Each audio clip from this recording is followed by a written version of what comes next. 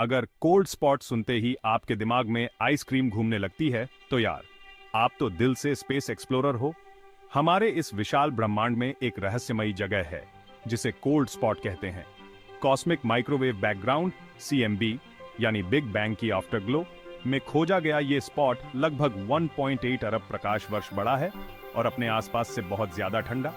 लेकिन आखिर ये इतना ठंडा क्यों है? वैज्ञानिक भी हैरान है क्योंकि इस जगह में गैलेक्सी भी कम है। कुछ तो ये भी कहते हैं कि शायद ये किसी दूसरे यूनिवर्स से टकराने का निशान है। जरा सोचिए, हमारे ही ब्रह्मांडी पिछवाड़े में मल्टीवर्स का सबूत। ब्रह्मांड के रहस्यों से रूबरू होना चाहते हो तो लाइक, शेयर और सब्सक्राइब करो और ऐसे ही माइंड ब्लोइंग स्पेस फैक्ट्स के लिए।